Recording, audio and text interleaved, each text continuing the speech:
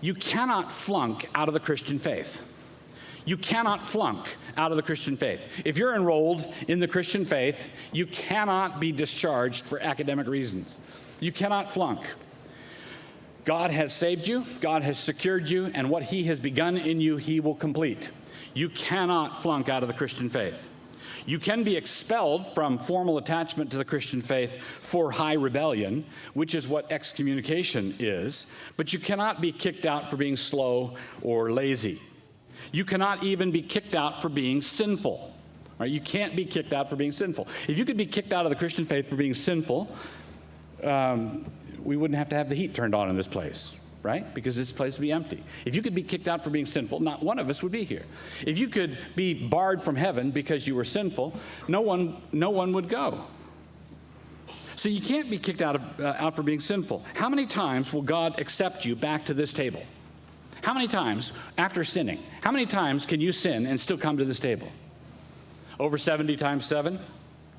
Way more than 70 times 7. So come on, think about it. How many times has God forgiven you? How many sins have you confessed?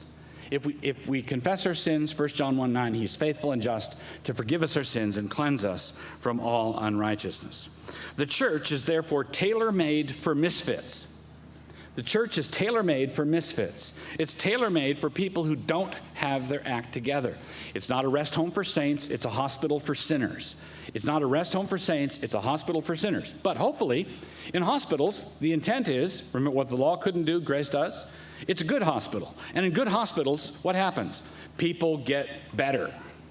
Right? When people get better, what do they start thinking? They start thinking, I'm way better than those people over in the ICU. I'm way better than those people over here. In fact, I think I've always been better. I don't know what I'm doing here, actually.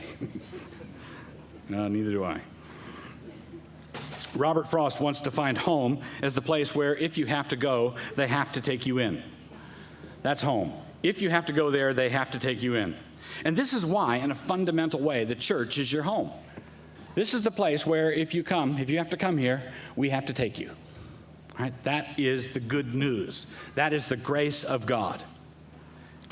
You might be the king of the screw-ups, but you are always most welcome here.